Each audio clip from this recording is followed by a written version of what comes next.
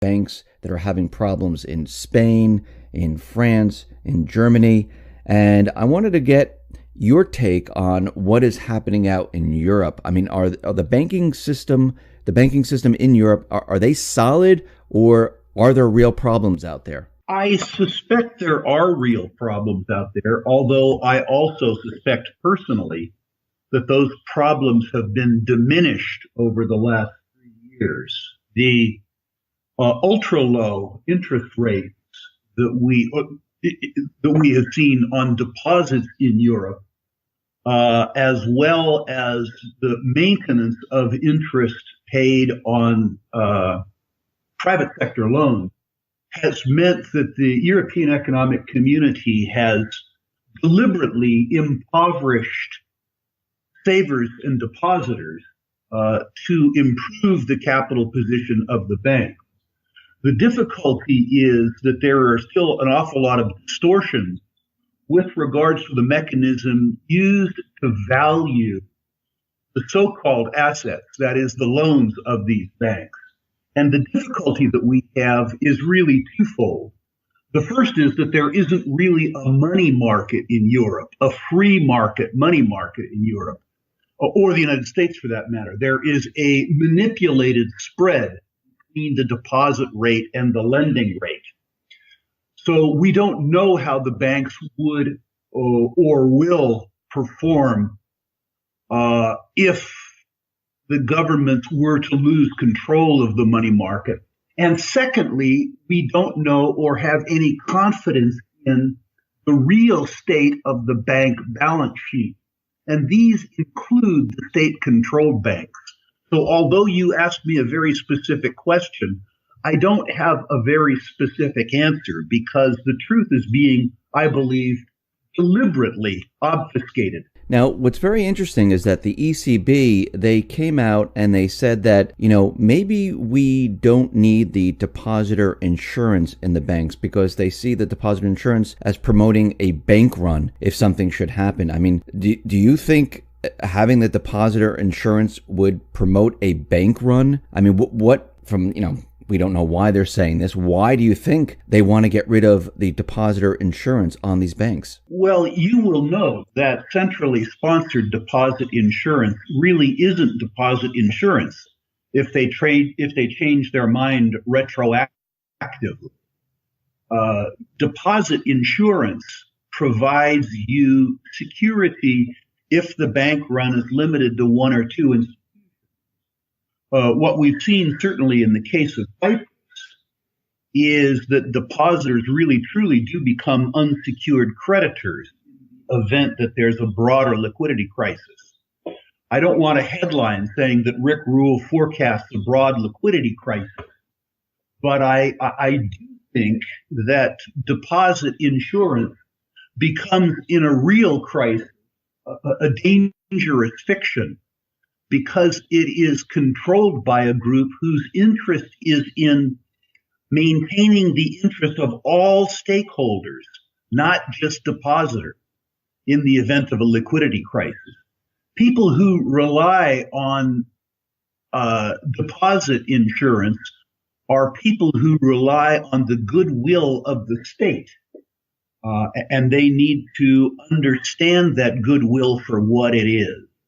Certainly, the suggestion by the European central banks that they don't need deposit insurance may be a reflection of the European central bank's belief that they have the circumstance well enough contained and that there is enough faith in European capital markets that they can get away without providing deposit insurance. My suspicion is that that's a very ill-founded belief. Yeah, I wanted to move on to the U.S. and the economy here. And, since Trump came into office, we see, GDP, they're reporting that, it's over 3% now. They're telling us that the economy looks great. The stock market continually moves up. I think it hit 24,000 points. When you take a look at the economy, has everything just completely improved and everything's absolutely fine now? I think that the message is actually mixed. I don't think it's as bad as many commentators believe. because many commentators are believing that the Western world as we know it ends tomorrow. I believe that most commentators in the market are confusing liquidity. There's lots of cash in the system with solvency. Specifically, as a society, our income statement looks pretty good. The private sector in the United States, in particular the S&P 500, are in robust financial health. The 2008 financial crisis had a sobering effect on corporate America, so that rather than hiding debt on the balance sheet, they're actually hiding cash offshore. The margins for S&P 500 companies are at historically high levels. Their capital allocation and capital efficiency is great. Export earnings are increasing despite a strong U.S. dollar. So the private sector in the United States, at least the most efficient parts of the private sector in the United States, are in good health. The problem then is not the private sector income statement, but rather society's balance sheet. We owe at the federal level in excess of $20 trillion in on-balance sheet liabilities and well in excess of $120 trillion in off-balance sheet liabilities before taking into account real and contingent liabilities at the state and local level and before taking into account chronically underfunded private pension funds. Now, the political class will tell you that this isn't a problem because we owe the debt to ourselves. That's not true. The spenders owe it to the savers. And given that spenders outnumber the savers, in a democracy, I think what you can count on are political circumstances where the spenders find a way to obviate their obligation to the savers. And I think this is where the real trouble is in the United States. The political outcome of the fact that our current liabilities are unsustainable, even irrespective of the liquidity and the confidence that's in the system today. This is a difficult concept for many people to understand. But if you bring it down to a person, there might be a person that has $10,000 cash in his or her jeans. And so in that sense, they don't have an immediate crisis, but they have $1 million mortgage, which their income does not allow them to pay. This person is liquid, but not solvent.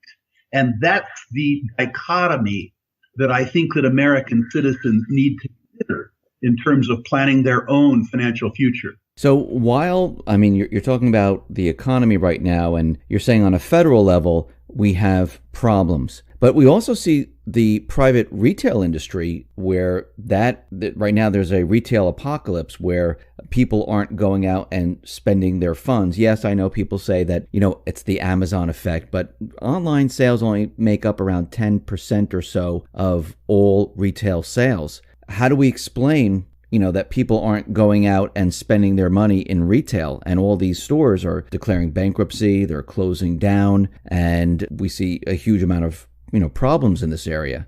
That's a really good question.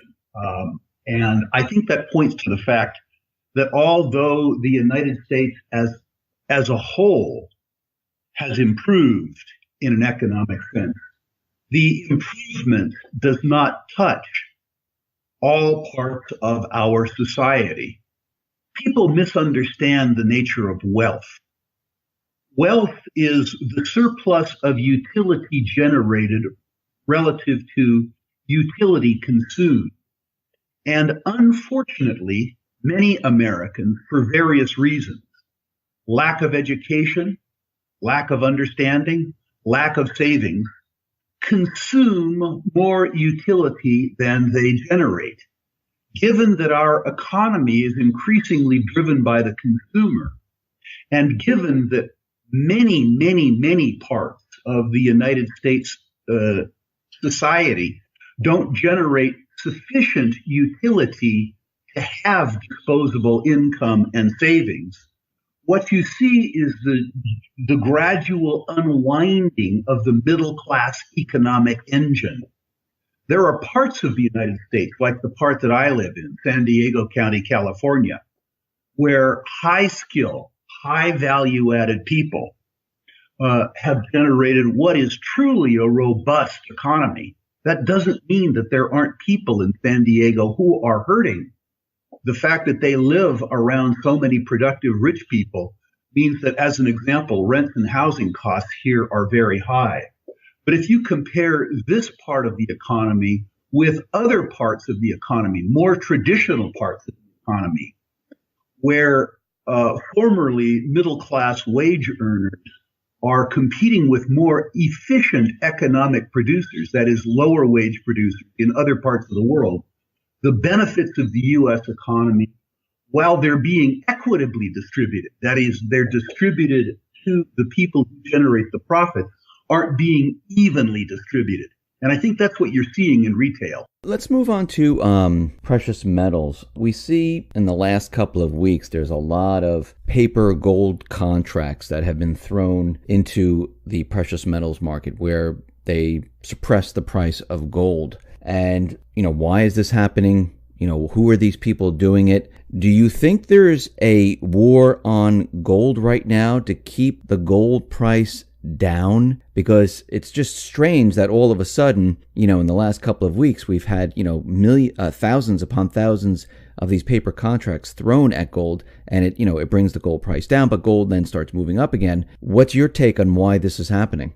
I believe that all major asset classes are manipulated from time to time. And I believe that central bankers and central governments have an interest in not allowing the gold price to reflect fears about broader economic management. I also, however, believe that gold's weakness is more a function of faith in the U.S. dollar and the U.S. 10-year Treasury, and frankly, more a function of the boredom that the broad markets feel with regards to gold than any form of manipulation. When I look back at the gold price over 40 years, it is undeniable that from time to time, trading desks or somebody deliberately sells large amounts of gold during periods of time when the market is illiquid. This isn't an activity that one would engage in if one was looking to maximize one's return from the trade.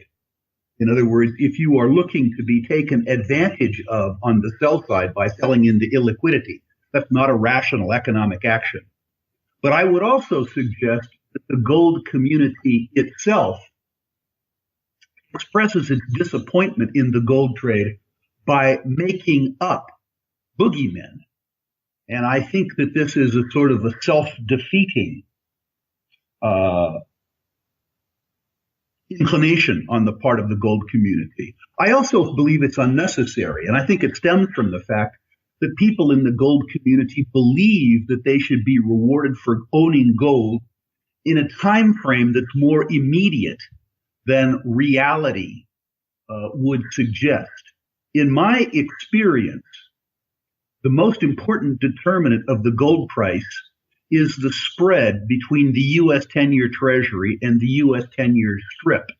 In other words, it's really a function of faith in the U.S. dollar, and in particular, the U.S. dollar represented by the U.S. 10-year Treasury.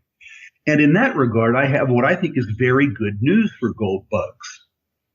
U.S. 10-year Treasury has been in a 35-year bull market, with the interest rate peaking in 1981 or 1982 at 15.6. It's currently around 2.1. Now, that doesn't suggest we are necessarily at the end of the bull market for the U.S. 10-year Treasury. But after a 35-year bull market where the prices advanced to the extent that the yield has declined from 15.6 to 2.1, nobody can argue that we aren't closer to the end of that bull market than the beginning. And if you also agree that gold and the US 10-year are reciprocal trades, that would suggest to me that gold is closer to the beginning of a bull market than to the end of a bull market. I know that's a very weighty and wordy answer, but my suspicion is that we have seen a period for the last 18 months where gold has done well despite the dollar doing well. In other words, that it has risen or at least held its value concurrently. And my suspicion is that this trade has another 18 months to play out, but will ultimately play out with a weakening in the US dollar relative to gold. It's unlikely that that will take place in a time frame that suits investors who have trauma holding an asset class over a long weekend. But the truth is that gold has done a very good job for a very long time, maintaining its purchasing power irrespective of people's faith in alternative stores of value, in particular the U.S. 10-year Treasury. So we see the BRIC nations, they made an announcement where they're looking to form a gold trade settlement, and they want it to begin in 2018, maybe, establish a new benchmark. How will this affect the gold market when if they go ahead with this? Well, certainly alternative means of settlement and trading are good for any market. Adding competing mechanisms for traders is always useful because it lowers the cost and increases the probability of bespoke service. So any additional trading platforms or any commodity are good for markets and good for that community. The follow-on suggestion, I think, that BRIC governments would like to use gold to legitimize their own currencies or own securities is, I think, unlikely to happen. The idea that any political elite, whether they be a Washington elite, a European elite, a Russian elite, a Chinese elite, would tether their freedom, or rather their power, by linking it directly to gold is a non-starter. I think what the BRICS would like to do is divorce themselves as much as they can from the tyranny of the U.S. government and the U.S. government's ability to propose extraterritorial restriction on the sovereignty of BRIC countries. And I can't blame them for that. I mean, at the same time, Russia and China, they've been accumulating a huge amount of gold. And from what you just said, they're not going to use this to back any type of currency. Then if they're not going to, why have they been accumulating so much gold over the last couple of years? This is the $64 billion question. And I think that goes to the fact that gold has, for 3,000 years, not merely been a medium of exchange, but rather also a store of value. Gold is not a promise to pay. It's payment in and of itself. If relationships between the United States, as an example, and China and Russia, as an example, deteriorated, and the Russians and the Chinese were holders of U.S. government obligations, the U.S. government could simply say, too bad, so sad, we don't like you, we aren't going to pay. If the Russians and the Chinese, by contrast, held gold, the U.S. government could say what it wished, to who it wished. The asset that these countries have would not simultaneously be a U.S. liability. They would not be a promise to pay, but rather would be payment themselves. The Russian government and the Chinese government holding gold in preference to U.S. government securities says something about the opinion of those political leaders of the efficacy of gold relative to fiat currencies, an opinion I think that other private savers, non-sovereigns, should pay attention to. So Russia came out with a very strange statement where Russia has threatened the U.S. not to confiscate their gold with sanctions. Now, they just came out with this statement, and it looks like, their offshore gold holdings, their offshore reserves, they're telling the U.S. this would be financial war. Why do you think all of a sudden they came out and mentioned gold and their reserves and, telling the U.S. hands off? I don't really have an opinion about that. I think that a lot of the current rhetoric between the United States and Russia has as much to do with domestic politics in both parts of the world as it does in their relationship with each other. I think there's an interesting symmetry between the populist, nationalist, irrational rhetoric of Trump and Putin. In effect, I think they deserve each other. And I think a lot of the rhetoric that comes from both sides, while it may be international sparring, has as much to do with domestic political posturing as it has to do with anything else. Let's move on to the petro-yuan and the petrodollar, because China introduced the petro-yuan. Venezuela was out there saying, listen, we're going to switch from the dollar over to the petro-yuan. Other countries are saying that we're going to be doing the same. Is this going to have a major effect on the dollar? And if so, will it also then trickle down to gold? Certainly, the increase in China's role in the global economy over 20 or 30 years will have an impact on the dollar. The United States has enjoyed enormous benefit from being the world's reserve currency. One consequence of that, and a consequence of being the best and most liquid and most or least opaque debt market in the world, has been that U.S. borrowing costs have been illogically low relative to the balance sheet of the United States. And the increasing size of the Chinese economy and the apparent solvency, I say apparent because of the opaque nature of the Chinese reserve accounts, weaken the hegemony of the U.S. dollar and the U.S. Treasury market in global financial settlements. In other words, they weaken the U.S. monopoly, the monopoly that the U.S. currency has in global settlements. And that will certainly, over decades, weaken the seigniorage that's enjoyed by the United States at the expense of every other country in the world. Now, the truth is, this is a very gradual process.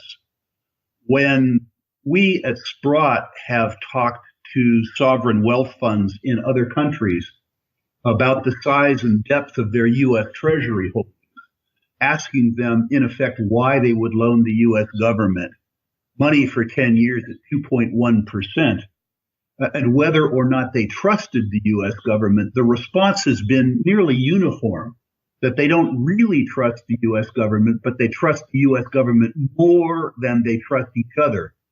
And that the depth and the liquidity, and in particular, the visibility of U.S. accounts and the U.S. Treasury market make it, for the intermediate term, in other words, for the next 10 years, certainly a much more viable option for savings than the yuan. The Chinese will work away at this, and to the extent that the Chinese are able to continue to generate substantial economic surplus because of the utility that their labor creates for the world's consumers, they will become an increasingly important competitor to the United States on a global basis. From what you're saying is that, people are still purchasing the treasuries because they still have faith in the U.S. compared to other countries. But as the Fed, the ECB, and the rest of the central banking systems, as they continue on with stimulus, keeping the interest rates lower, sometimes in negative territory,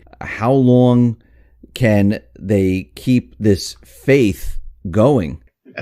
You've taken a $64 billion question and made it a $64 trillion question. The truth is that the United States has an absolutely spectacular franchise to squander, and we're doing our absolute best to wreck our birth rate. The strength in the US dollar that we've seen in the last 2 years, I think, is due more to the weakness of our competitors than any internal virtuousness in the United States. I have heard it said that the US dollar is the worst currency in the world except all of the others. Doug Casey put it perhaps more eloquently when he said that the US dollar is the prettiest mare at the slaughterhouse. When we look at our problems in the United States relative to where we started or where we could be, our performance is scandalous. It's traitorous. When we look at our performance relative to our competitors, including the Chinese, with regards to the opaqueness of their statement of accounts and their financial condition, the United States suddenly looks less bad. By the way, I'm not advocating that your listeners buy U.S. Treasuries. I'm just trying to explain away the dichotomy between the balance sheet of our society and the relative strength of our debt obligations and security. I wanted to wrap this up with Janet Yellen and Ben Bernanke, where Ben Bernanke, during 2008, during the same year, he said that everything was contained. And Janet Yellen came out and she used the C word. And this is what she said. She said, although asset valuations are high by historical standards, overall vulnerabilities in the financial sector appear moderate as the banking system is well capitalized and broad measures of leverage and credit growth remain contained. Does this worry you? Because first she said, we're not going to see another financial crisis in our lifetime. And now she's using the word contained, just like Ben Bernanke did months before, everything completely fell apart here in the U.S. It worries me deeply. Mrs. Yellen, Mr. Bernanke, and Mr. Greenspan are very skilled political tacticians and frankly, very skilled economists. What makes me nervous is that none of them has ever really had a job. I'm not a political commentator, and I certainly couldn't compete with Mrs. Yellen in terms of what she does. But I have been a lender for 30 years. And my nervousness is that in my experience as a lender, the asset values that she refers to are ephemeral, while the debts that she ignores are at least allegedly money good. The solvency that she talks about in the private side of the U.S. banking, assuming that interest rates stay where they are and asset values stay where they are, means that the U.S. banking system is robust. The problem is if the Fed lost control of the money markets and the interest rates went up by 200 basis points, debts in some circles would become unfundable. And as a consequence of that, asset prices and then collateral values would fall. So the solvency that Mrs. Yellen refers to is really a function of ephemeral asset values based on current interest rates. You know, and I know, if the 30-year mortgage rate, as an example, were to go up by 200 basis points, the affordability on single-family residences across the United States would fall. Some people would be forced to sell as a consequence of foreclosure, while the asset itself, housing, would be less affordable. It doesn't take very much by way of an affordability crisis to bring down single-family residential prices across the United States. We saw that happen in 2008 and 2009. If that happens, the asset values of the loans in the banking system declines very, very radically. And the solvency which Mrs. Yellen refers to and the confidence which we see reflected in asset prices in the United States begins to go away. If you have a circumstance where the concern becomes solvency, not liquidity, then we have a problem. And we have a problem which Mrs. Yellen did not address. Rick, thank you very much for being on the X22 Report Spotlight. Once again, how can people see your work? I would be delighted if people subscribe to our blog. You can do that by emailing contacts@sprottglobal.com, or alternatively emailing me personally, rrule, that's RRULE, @sprottglobal.com. Thank you very much for being on the Spotlight. And I'm going to be putting all the links at the bottom of this video to make it easier for people to find the information. And once again, thank you very much for being on the Spotlight. Thank you very much. I enjoyed your intelligent questions. No, thank you. I enjoyed your answers.